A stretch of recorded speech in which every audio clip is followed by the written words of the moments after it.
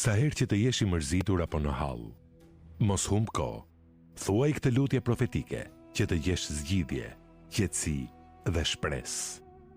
O Zoti im, unë jam robi yt, biri i robit tënd dhe i robëreshës tënde. Qenia ime është në dorën tënde. Mbi mua zbatohet vullneti yt, i drejtë është gjykimi yt.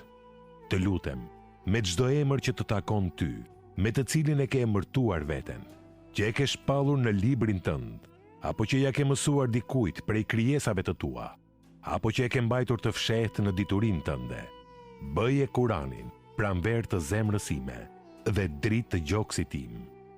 Me të ma largo brengën dhe mërzin time. Profeti, paqja dhe mëshira e Zotit qofshin mbi të, ka thënë: kush i thot këto fjalë, patjetër që Allahu i madhëruar do t'i jap zgjidhje problemit të tij